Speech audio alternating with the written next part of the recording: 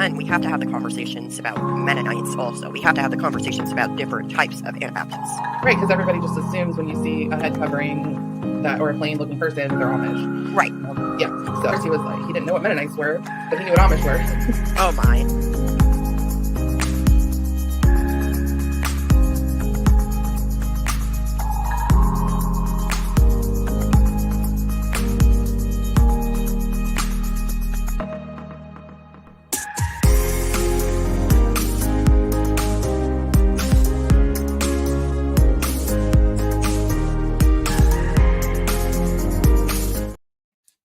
Good morning, folks. It appears there may be an issue with streaming to Facebook today.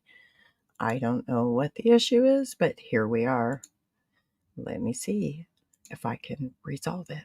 Regardless, this live stream may discuss trauma of all sorts to include all types of abuse. Viewers and listeners may find it unsettling and triggering. The guests on our live streams are a diverse set of guests who reflect diverse set of values, morals, and ethics that may not reflect the morals, values, and ethics of the Misfit Amish. If this live stream causes you distress, please seek support from your trusted folks and qualified mental health professionals as needed. Also, cease listening until you're able to listen again. With that being said, I'd like to welcome Jessica and Lori. Stephanie will not be joining us today as she is otherwise engaged. Good morning. Good morning. Mm-hmm. How y'all doing? Well, it's been an interesting couple of weeks, but I'm here. You're here? Yes. I don't know what's happening with this whole Facebook thing, by the way. It just tells me there's an error and an issue. Oh, that's weird. That is very weird and strange. It's almost like I'm technologically impaired. Let me see if I can fix it. Who knows? Maybe my gay coffee cup will help out. It might give you that little bit of extra mojo there. We're trying again. Maybe the second time is the charm. Oh, it looks like it went through. Yay. Oh, we're joined by Lucy. First time I've been able to make it to a live stream. So thrilled. It's 1 a.m. though in Australia, so I might have to leave partway through and get some Z's. Hey, that's completely fine. Thank you for tuning in. That's so cool. That is so cool. You know, I never thought I'd be talking to people around the world sometimes, about some of the things that I see. Did y'all think about that? I didn't, not until just now. But that's pretty cool. And that's also dedication. 1 o'clock, I'm usually out. Same. Well, or at least trying to be, because let's be real. Let me be real here. Some days, 1 o'clock a.m. is just par for the course. Let me hop in and listen. It's been 2 a.m. for me lately, so I'm doing great over here. But anyways, so we're gathered today to talk about another booklet because, we took a little hiatus and a break over the summer from talking about these booklets. But this one is to a boy of 12. Who would like to start? Is there anything?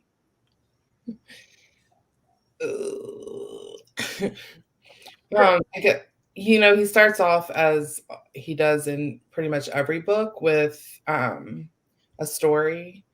And, I do appreciate that about the culture is that, things are told in stories. I also noted that the first thing I noticed was that he compared puberty to a white rapids or going over rapids and dangerous. And I thought, what child needs to hear that? That's scary. Why would you do that to your child? That was the thing I noticed. Are you talking about on page 4? Mm-hmm. Let me tell you that you are like that boy in Frontier Days, riding down the river with his father. Your life lies ahead of you as the river lay ahead of that father and son. Up until now, your life has been like a river that flowed smooth and quiet. Your childhood days have probably passed fairly smoothly, but now you are 12 years old, and your father, having traveled this river when he was a boy your age, is warning you that there are rapids ahead. Places in the river of life where there are dangerous rocks and currents, tricky currents. There are treacherous bends in the river, dark, angry, foam-flecked waters that can overturn a canoe very quickly. There is a name for that place in the river of the life where the rapids are. It is called puberty.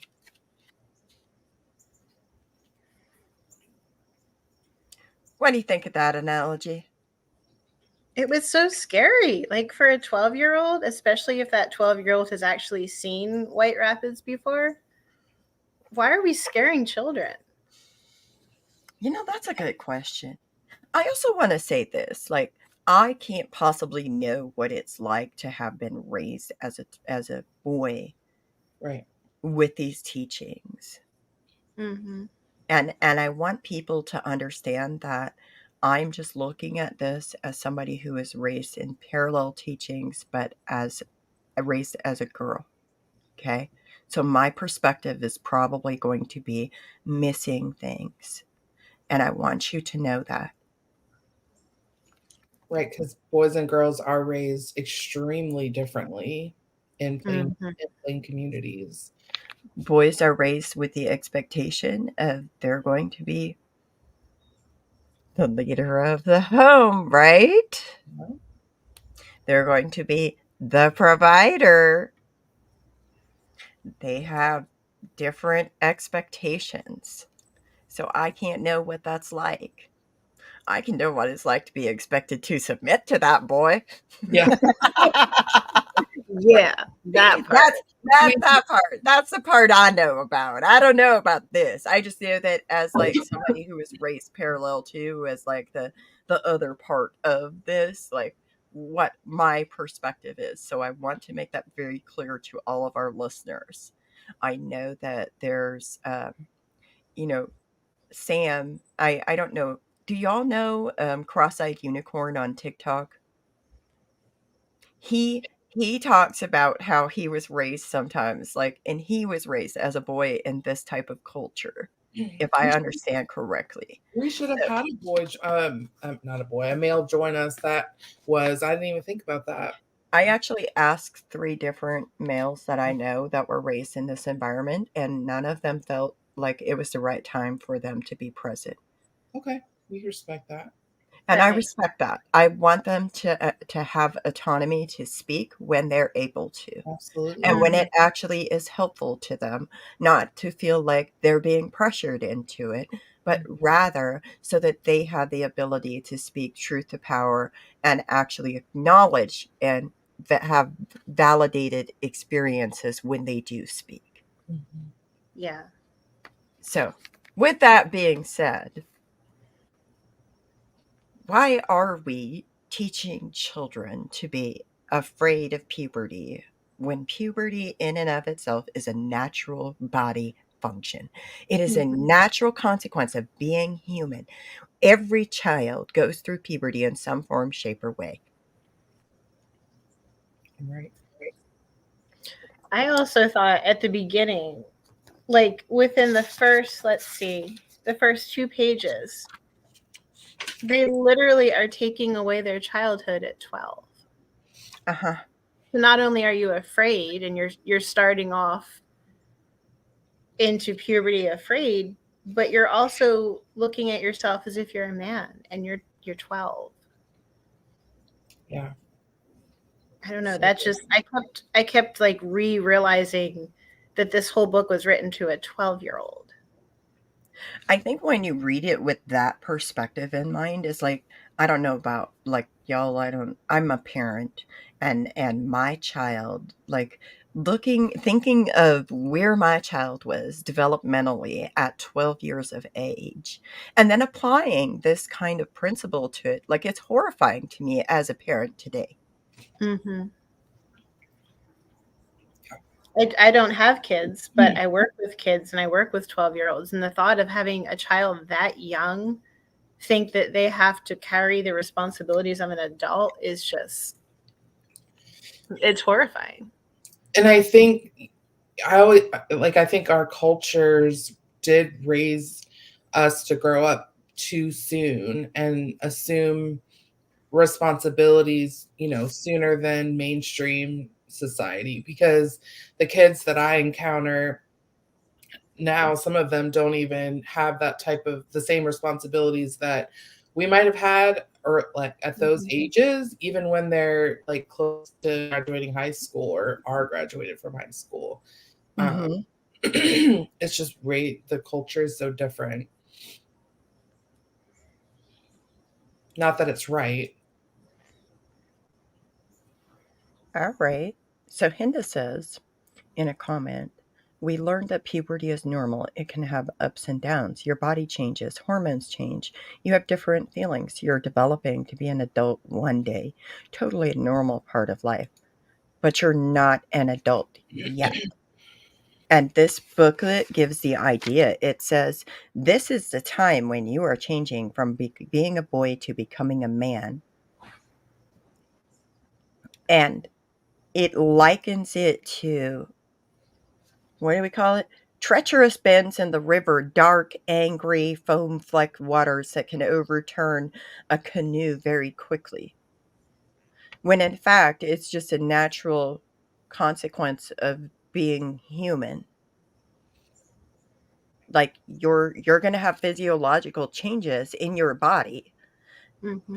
And the other part that I want to point out that really stuck out to me, both into A Girl of 11 and into A Boy of 12, there's these parts where they talk about things like they do go in depth about a boy's voice changing, okay?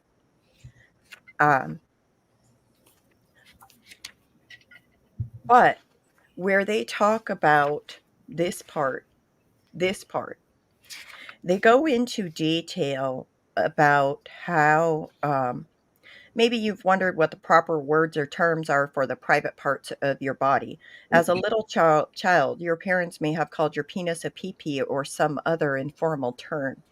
There is certainly no harm in that, but as you grow older, you will feel more comfortable and sure of yourself, depending on the circumstances, if you know the proper language to use.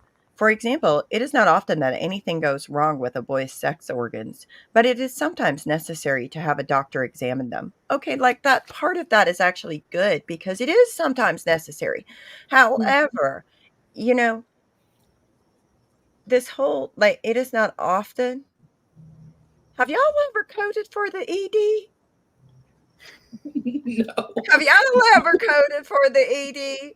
I'm just saying, I'm a medical coder. I'm a certified medical coder. I'm a certified medical auditor. I have been doing that for over 10 years. And I'm just saying, to me, it feels like it is not often. It's kind of misleading to boys. I wouldn't say that it is not often. I would just say that, it can happen. Yeah. But then they tell them, well, you want to at least be familiar with the words he will use to describe the parts of your body. Okay. As we mentioned previously, the finger-like organ you urinate from is your penis, pronounced with the long E. What, Jessica? What?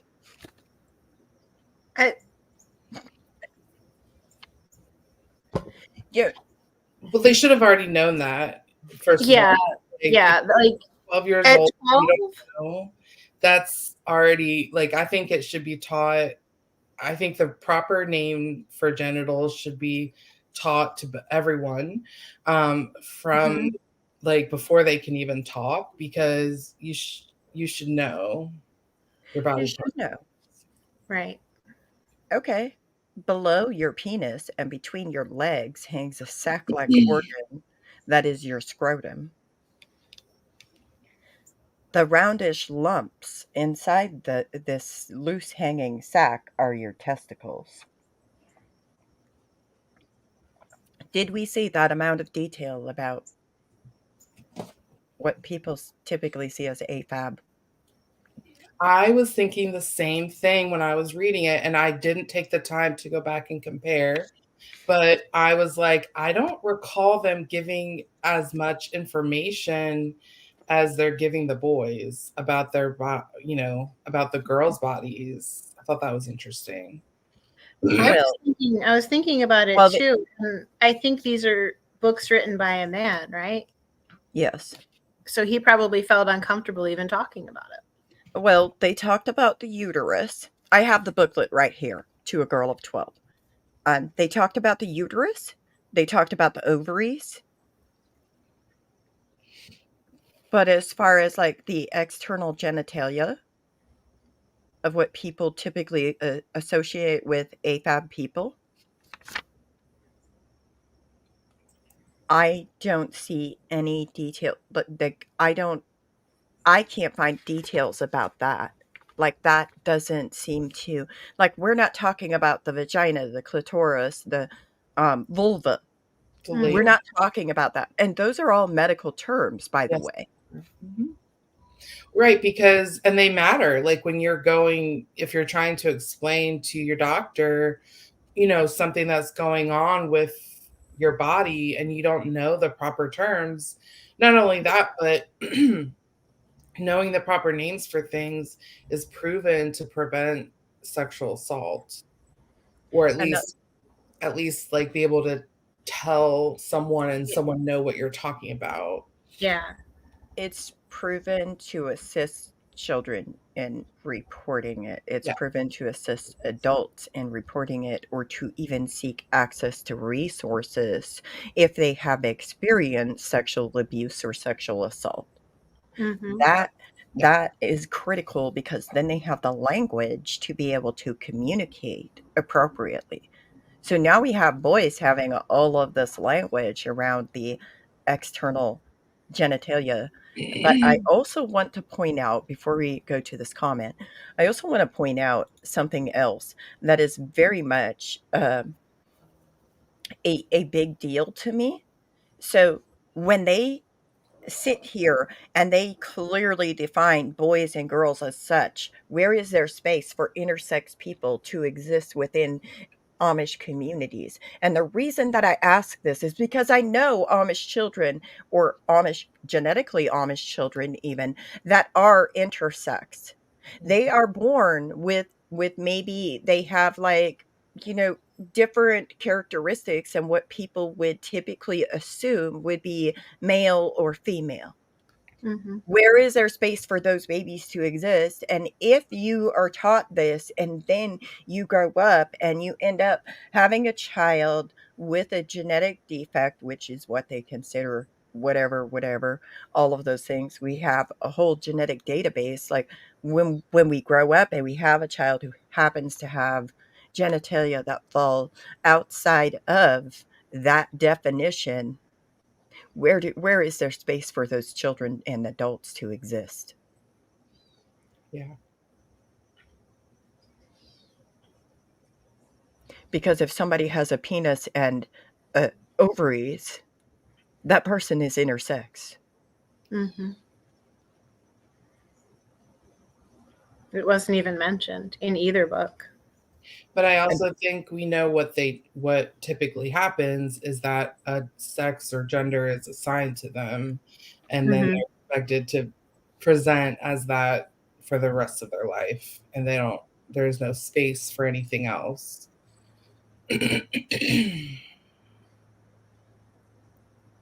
And they're not supposed to exist. But really, if you go back to the biblical definition, like, everybody is born in God's image and light, right? Like, so why can we have space for people who maybe don't necessarily fit into your definition of assigned gender norms? Furthermore, because of the fact that we have been intermarrying our second and third cousins for almost 400 years, what has happened is we have certain recessive traits that have taken over. I mean, like, shoot, you probably can't see it now, but I have like a mustache that grows like a full on. I don't take any HRT, nothing like that, but I have like a mustache. I also have hair on my chest that shouldn't be growing, but I digress. What do I know? Again, I just ask, where is there space for us to exist? Anyways, anything else you want to say about that? Back to, saying that Jessica's comment about being referred to as a man or an adult. I do remember being told, once I got my period, I was a woman. And so I think it's the same thing, where you're treated like, and I remember the only thing is, like, I'm grateful that I wasn't scared about it. Like, my mom made it seem like it was exciting to become a woman. And so I was excited about it, which is weird now, but I think that is how we were raised. So, and I think I pointed that out in one of the other books, how they talked, or maybe it was a post somewhere, but somebody talked about a 13-year-old being on the cusp or being a man. And I'm like, no, let them be children. Yeah. They're children. We're children.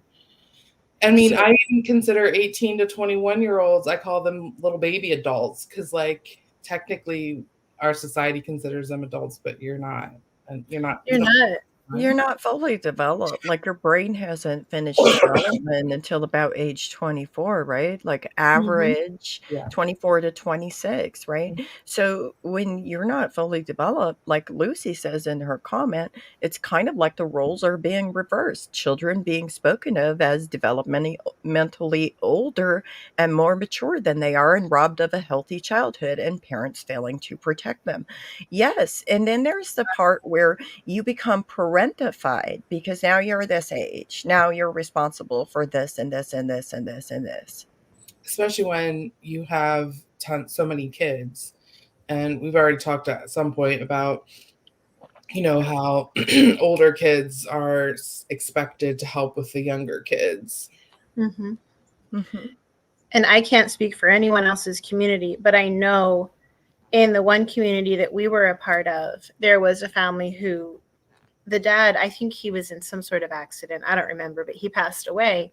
And then the oldest child, who could not have been older than 13 or 14, felt the responsibility to become the man in the house.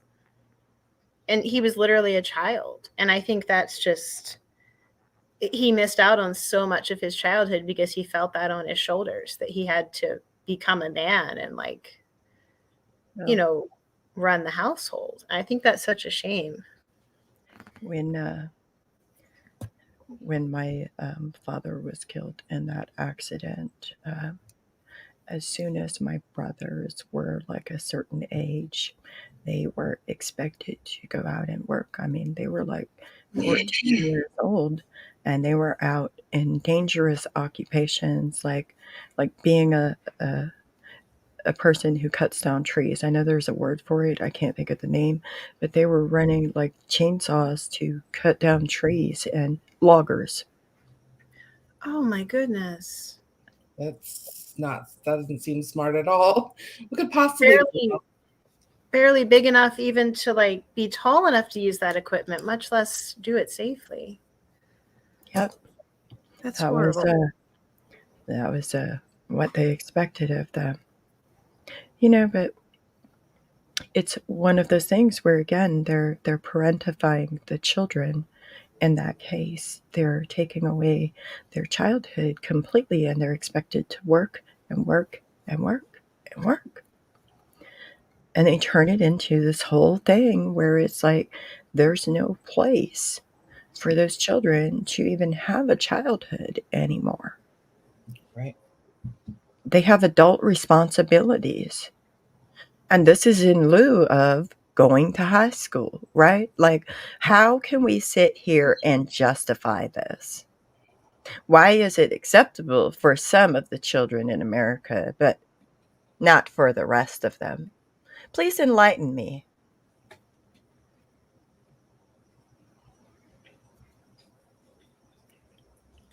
Yeah, I think any typical English family would have been horrified if a 13-year-old felt like he had to shoulder the family business. Like the kid in my community. Like, that's just not, you don't hear that.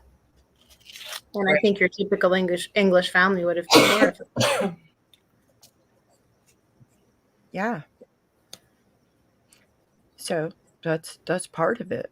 That's part of why this booklet specifically, is what it is. Now they do also tell them, they tell boys that a girl also has ovaries, two of them, and a uterus. So they know that girls have a uterus and ovaries if they're learning about this. They also talk about the womb, okay? But again, there's no mention that I can find of like the external, what people typically see as AFAB genitalia. Mm-mm. Did y'all see anything? Like, did I miss anything? Like, I don't think there was ever a mention. but we do learn about sperm. Mm-hmm. I did enjoy that description. They're tiny wiggling cells, much too small to see by the naked eye. Because these sperm are so small, your body surrounds them with a cloudy, sticky liquid called semen to keep them alive and to help them travel. Lovely. Have y'all ever heard such a description? Because I hadn't quite heard that.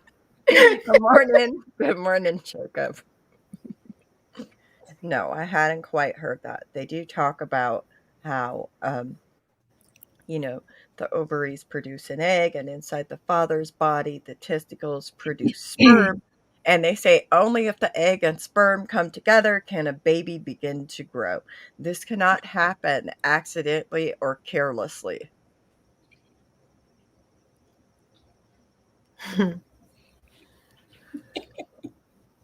What y'all think?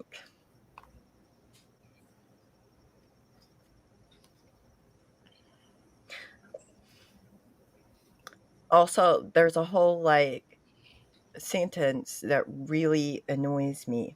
God took such special precautions because it is important that a baby does not begin to grow unless it has both a father and mother who are united in a happy marriage to care for it when it is born. God placed such a high value on a little human life that he did not want a single woman to be able to make an egg grow, or a bachelor. He knew it would not be fair to that child to be born into a world without the love and care of both a father and a mother. Okay, where does that leave your widow's children? And your widower's children? Please tell me where that leaves those children. That part, like, I took notes all over that part. Like, that made me so angry. It leaves absolutely no room. None. But it also stigmatizes that child as they grow up. Like, there's a space for them to exist as anything but I don't even have words for it, but it was horrible. There's no space for that child. And it's almost like your parents did something wrong. And so if you're listening to teachings that say the sins of the parents rest on the children, then it's your fault. You're carrying your parents' sins. And then he goes on to say, they wrote about the sin of fornication, which is when sexual union occurs outside of marriage. This is a shameful thing to do, so contrary to God's plan that surely angels must weep when it happens. And even if no egg is fertilized, fornication is still a very great sin. Um, you know, um, when somebody is sitting there and sexually abusing somebody else that is like not their partner, we're still calling it fornication. Yep. Furthermore, it gives this idea that once you are married to somebody, it's not a sin. Doesn't matter how violent it is or how much it harms the person. It's not a sin. And I thought that was really telling too throughout the whole book. Basically, what I got, and I'm a full grown adult, I can't imagine what a child would think reading this. But what I got was the boy or the man has all of the power, and the woman's body and the woman's autonomy, she's a means to an end. Yeah. And like I kept seeing that throughout the entire book. There's never a mention of her autonomy. She's just a means to an Consent. There's never a mention of like consent. I don't see any teachings in this booklet about consent. Nope. Because there aren't any. Hinda wants to know, what about a young woman who is S8 and has the baby?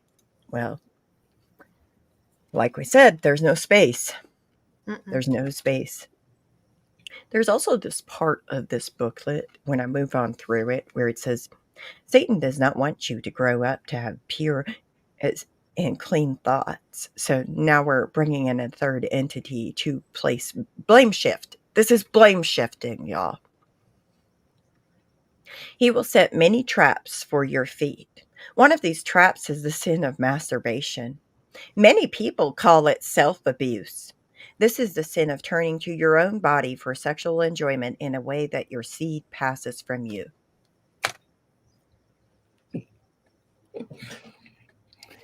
Where do you even begin? Literally. In a way that your seed passes from you. So if you go and you rape somebody and you do not ejaculate, now it's not a sin? Is that what you're teaching boys?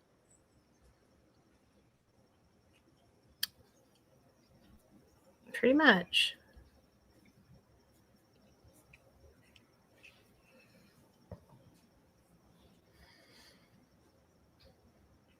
I mean, isn't it pretty normal for people going through as children, when children go through puberty, isn't it pretty normal for them to be curious? It's healthy developmentally for them to, for them to experiment that way with their bodies and learn what, that feels good, This doesn't feel good. I don't like this. This is not what I want to do. Like, also, it's healthy for them to have open conversations about sex. Yeah. About how to have safe sex, about how to have consensual sex. And what is consent? Kids need safe spaces and safe people to be able to ask those things without the shame. And this book is just shame heaped on shame heaped on shame. There's never a point where it's normal and healthy to actually talk about these things and to question these things and to have normal questions about it. It's just a lot of shame. And then the author goes on to say, Satan may also try to tempt you if you are a farm boy by suggesting impurity with animals.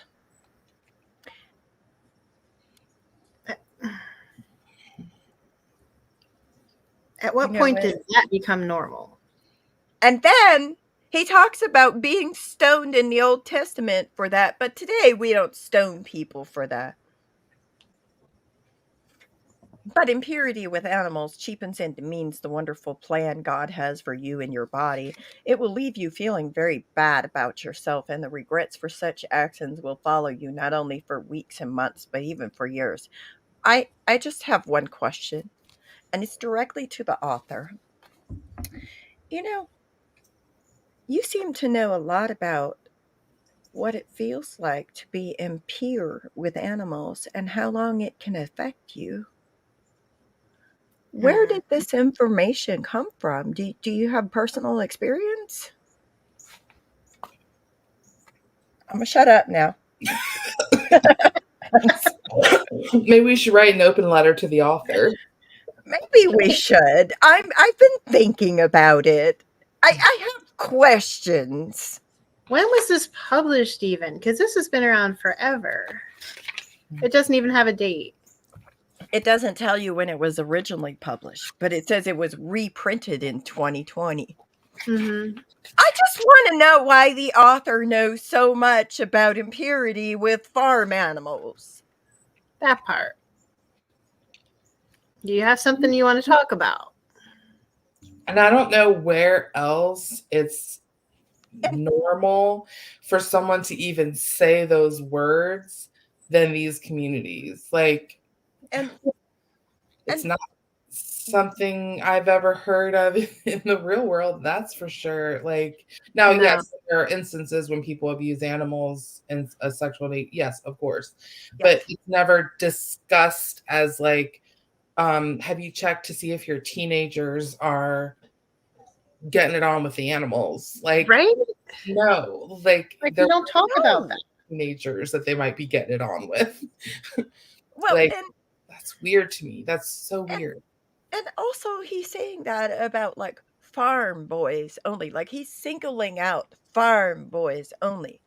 Because there's other professions within Amish communities besides just farms. However, here's my point that I just want to bring out real quick is that even if you don't live on a farm, which I did not live on a farm in multiple instances and for years as an Amish person when I was actively Amish, and we still had animals because we had horses we would drive to and from to go places. Like we had a cow, we had like a goat, we had animals. Mm-hmm. So why are you singling out farm boys? Do you have a theory? Because maybe he was a farm boy who had inclinations of impurity towards animals. But again, I'm beating a dead horse now. We're going to move on. Unless y'all got more to say about it.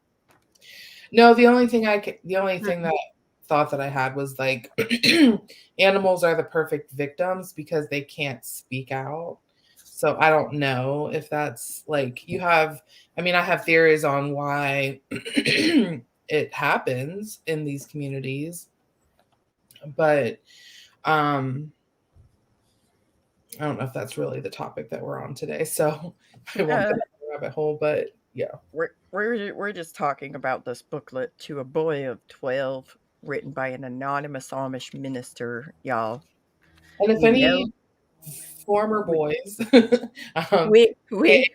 would like to speak to their experience of being a boy of 12 and having this stuff, we hear it.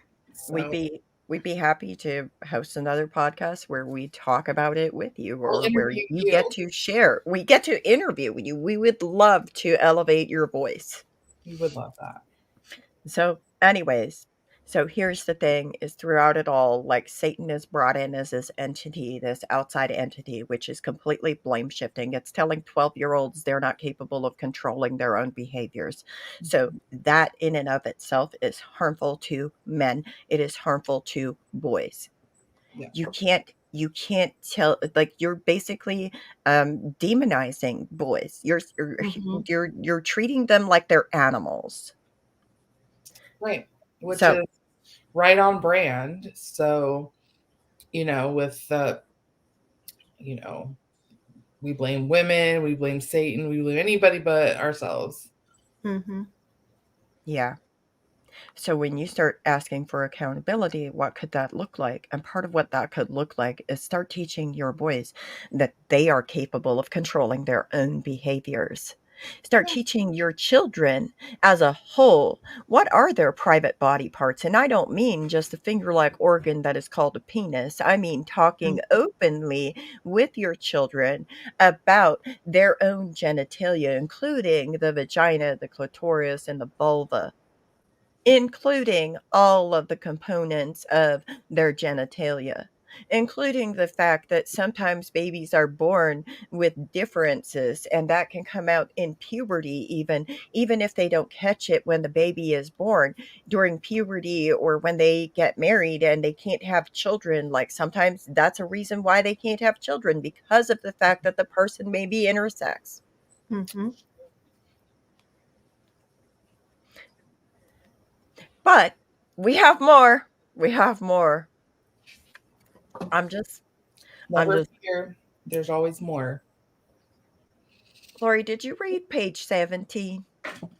I read all the pages, but Well, when you start on page 16, where he talks about we live in a day when magazine racks are full of filthy books and pictures that are sexually arousing, these are designed to give impure thoughts. And if we look at them or read them, we can depend on it that they will do what they are designed for. So again, we should shy away from such things as though they were poison, which they surely are, because again, no man, no AMAP person can control themselves. And that one, I had feelings about that one because I distinctly remember when we would go to stores, my mom would go to the magazine racks and she'd flip all the magazines backwards so that not only could her boys not be tempted, but other boys might not have to see all of that. Oh, your mother was so pure and holy right there. She Oh probably still my does. God. Honestly, she probably still does it. So why is the focus on we're gonna protect our boys from this rather than teaching them bodily autonomy, consent, ownership of their actions? Right, and that it's normal to have, to be aroused or, but they're normal. There are ways that are healthy to, respond to that, and how we treat women with respect, or anyone that we're going to be involved with. Yeah. Yeah. I think that's really important because somebody has a thought. Here's a thought, Hinda says. Don't rape someone. I mean, it's just a thought. It's a strongly suggested thought. Don't rape someone. Such a novel thought, though. Such a novel idea. It is such a novel idea. Now I want to talk about this next part, and then I've got nothing else about the book. I'm just going to read this passage in its entirety. It is vomit-worthy, vomit-inducing. I'm going to give a content warning for sexual abuse of children and misusing certain things. So, shall we go? Victim blaming, also victim blaming content. Satan likes to twist and destroy the things that God created for a good purpose, and he has been so successful today that it is necessary for us to mention here the sin of sodomy. The name of this sin comes from the story in the Bible about the evil desires of the men of Sodom in the story of Lot. Remember how the men of the city came to Lot's house that evening? The two angels were there. These men were homosexuals.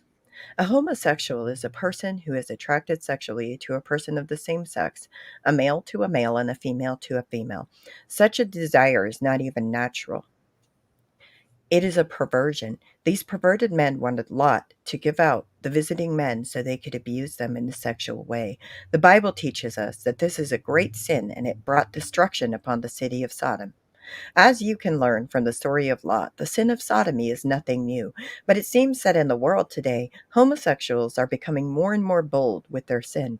You need to be aware, sometimes evil homosexual men lust to be able to abuse in a sexual way the body of a young boy. Do not trust a man you do not know, and never consent to go with him in his car or to his house. And if any of your friends make advances to you that do not seem quite right in this regard, Be careful. You may go through life and never personally meet up with the advances of a homosexual person, but then again, you may not be so fortunate. It is good for you to be informed of it so you can be on your guard. And if you yourself ever feel a sexual attraction to another boy or man, resist such thoughts from the start and never cultivate any such feelings. If you find that such temptations continue to trouble you, talk this problem over with your parents or some other adult person you can trust to help you. If someone cannot get you to do wrong, he may try to make you feel guilty about things that are not wrong and which you are not responsible for. 1. If you actually read the Bible, that is not the reason that brought about the destruction of Sodom and Gomorrah. I'm about tired of hearing that. I'm about tired of seeing the consequences of that. That is not the reason. Number 2, when we read to a girl of 11, we don't hear anything about homosexuality. Nope. Not a single word. Thirdly, there is no conversation at all in any of these books that there can be female perpetrators of SA of children or of SA. There can be female perpetrators. Fourthly, when you talk about homosexuals and you label them as these evil homosexual men, if that child is actually in fact gay or queer, LGBTQ of any sorts, they are already disproportionately targeted for child sexual abuse. There's legitimately been research out that has shown this for a while now. And what that means is there's a higher rate of children who are different, children who are disabled, children who are differently abled, children who are neurodivergent, children who have, like, they struggle with anxiety, depression, etc. All of that makes you more of a target and more likely to experience child sexual abuse. Let's also talk about the fact that when you say, do not trust a man you do not know, that gives the implication and fails to recognize that most of the perpetrators of child SA are people that we know, people that we live with, people that we trust in our communities. Right, which they did kind of do. We also talked about that with a girl of 11. They didn't bring in the homosexual part, but they made it seem as if they should be afraid of the outside world. Right. It's the outside people. Not only that, but I watched the documentary last night about the Boy Scouts, the sexual abuse. Yeah, it's on Netflix. It's new, I think. It was really good. And they quoted a statistic that I think they said 95% of children who are, or of, I'm going to mess it up, but men who sexually assault boys are straight men, not gay men. Because people, I want to point out something else. When we talk about child sexual abuse, we need to get one thing straight. To go around and calling any perpetrator of child sexual abuse a pedophile, and this is a pet peeve of mine because I'm a medical coder and auditor, to call any perpetrator of child sexual abuse a pedophile is incorrect. Why? Because pedophilia, is actually a medical definition. And that implies that every single person who offends against children does so because they experience sexual desire of children. That is a lie. Where do you have space for the perpetrators that legitimately talk about, well, my wife wouldn't give it up, so I just took it from my child? Yeah. And like you said, the straight men who are offending against boys because it's a crime of opportunity and power and control rather than actually experiencing sexual attraction to children. So can we just start talking about it as it is, which is it is a violent crime. They are perpetrators of child sexual abuse. And to label them all as pedophiles is really incorrect. And also this stuff is it creates it's othering, and it creates hatred and fear of gay people, which is so, I mean, we don't have to look very far to see that in our culture, what's going on currently, but it's not okay. And it comes from this type of stuff. It really, as I was reading it, it made it seem like they're really trying to make not just the boys, but probably everyone just terrified of people that are homosexual, and like a big scary monster that's going to come out the closet and get you. Yep. And I think that's horrible, especially if the child is aware of their own sexuality and things like that. Like, I can't imagine how a boy would feel if they read this and they were gay or LGBTQ. I mean, It's horrible. I know how it feels to be the child who tells their parents, "I'm going to grow up and marry a woman." Mm-hmm. I was under the age of 5 probably, but I know how it feels, and I know the consequences of that, and I wouldn't wish that upon anybody. There are no words to describe what ensued in the next 15 years. And I would just say that when you start pretending that you are better than, because you happen to be straight, because you happen to fit in with the status quo, you are in fact like perpetuating issues. You're not any better than. Mm-hmm. There is no one that is any better or any lesser than. You're who you're sexually attracted to. One, it's not a choice. And two, if you believe in the divine plan and you believe that everybody was made in God's own image and light, then I'd ask you, are you questioning God? When you sit there and you say that we are unnatural, yet you see all these examples of animals who also are homosexual. Let's just really talk about what is unnatural. Because isn't it a sin to question God? And yet you have the audacity to come in and say that if I'm made in God's own image and light, I am an abomination. Please call me an abomination. No, I'm just kidding. I'm petty. Today I'm petty. It is what it is. But no, I've been called an abomination, and I've been told, like, don't look at the lesbians on the corner because they're sinning. Like, when you try to erase us, when you try to pretend that we are lesser than the dirt beneath your doorsteps because we happen to be gay, that says more about you than it does about me. And I really question the part of the Bible that tells you it is a sin to question God. But I digress. What do I know? Because I was AFAB. I couldn't possibly read and comprehend the Bible, so I'll just leave this all to you. Y'all got this, right? And like, I want to talk about that shame too, because I don't know what it's like to be born male. I don't know what that experience is like, but I know for myself that I'm in my mid-30s and I'm still crawling out of that shame. I am, because from a very, very young age, I knew these things about myself. I knew I wasn't attracted to boys. My mother knew. And the heavy shame that was just laid on from such a young age, before I even knew what it meant. I'm turning 35 and I'm still crawling out of that. So like, that does such damage to a child. He was turning those magazines for you too, from you too. That's the real story. She was protecting your purity. Protecting your purity.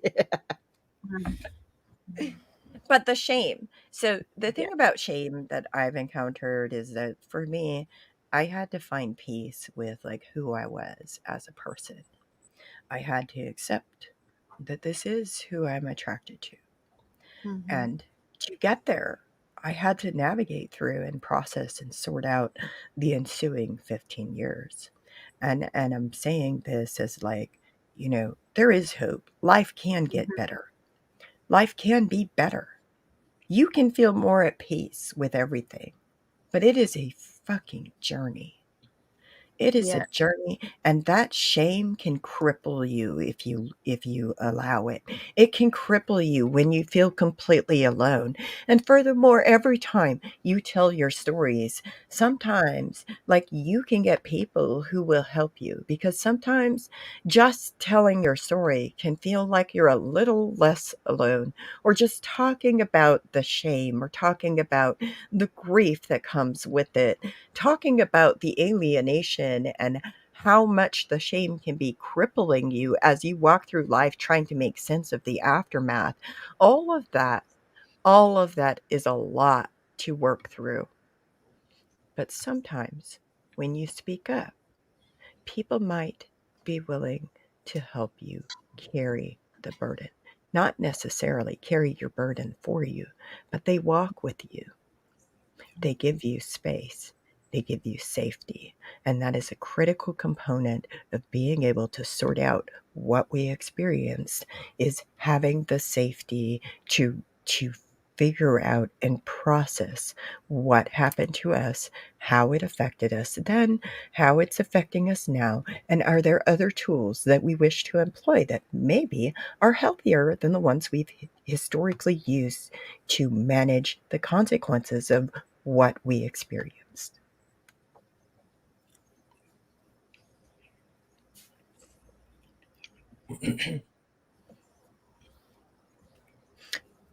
Don't everybody say anything all at once. I mean, we got about 4 minutes. Do y'all want to hear about my dream last night? Yeah. Yeah. It's kind of fun.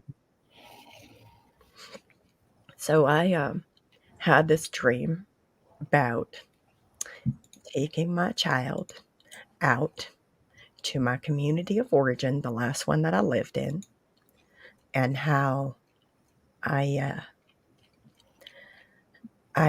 went by the old farm, and the people at the old farm were kind and sweet. They talked me into going to the dry goods store. So we went to the dry goods store. And like a miracle, the bishop's wife showed up. And somehow I ended up talking about like this.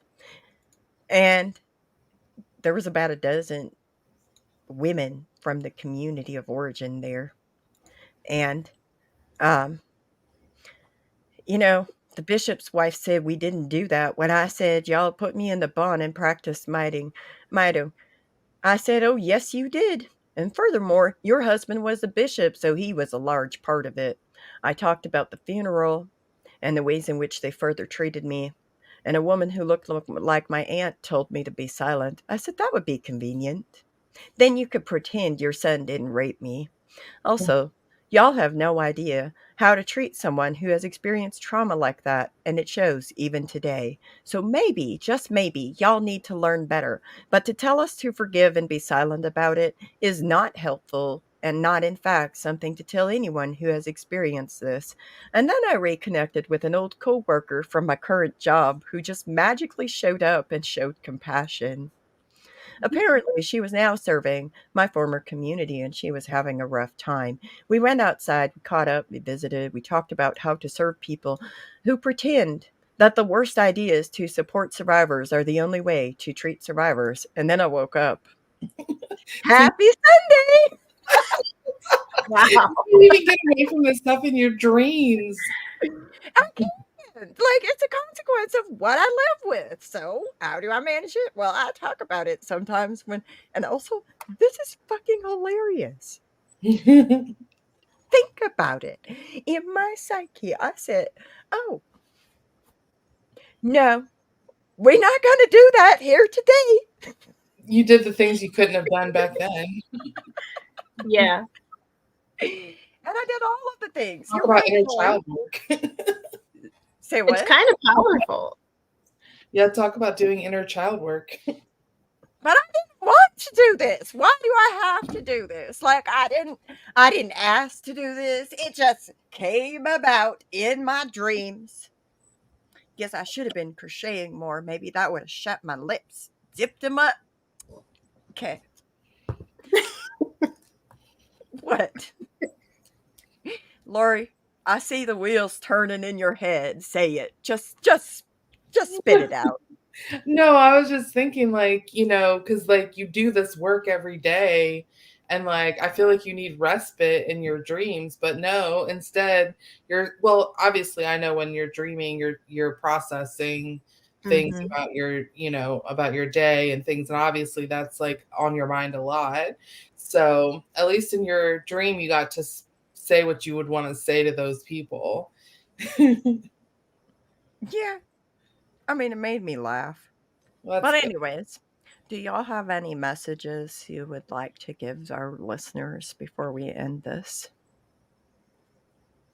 No, other than I would love to hear from men who experienced, like I know what it's like was like to be a girl, and I know what it was Mhm. like to experience purity culture from that perspective, but I don't know as much because not as many guys speak out about how it affected them. So I don't know as much, and I would love to hear a male's perspective someday. Yeah. I would Would too.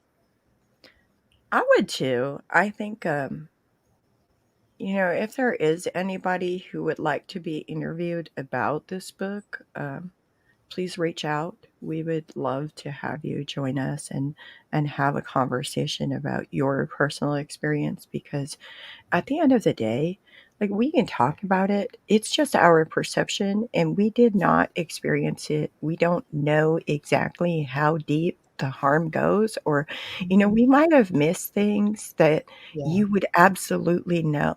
Yeah. So I would encourage you, if you feel like you're in a place where it could benefit you or it could be helpful for you to be able to speak, please reach out, shoot an email, send a message to any of us. Jess is on Instagram and TikTok. Lori's on Instagram, TikTok, and Facebook. And there's, of course, the YouTube channel, or just drop a comment. Like, we would love to, and we would be honored to host your voice on this platform. And also, you know, life can be a hot mess sometimes, but sometimes we just got to jump the gun. We got to go do what we got to do. So I'd encourage each of you to go out and live your best damn lives despite everything. You deserve to live a healthy, happy, and whole life. And I'd like to thank all of our listeners. And I would also like to thank our Patreon subscribers for helping us bring you this program today. Thank you. And I'd like to thank Lori and Jessica, and even Stephanie, even though Stephanie couldn't join us today, for having all these conversations about the books, because the books need to be discussed. I am really grateful for that today. That is my gratitude. Have a good day.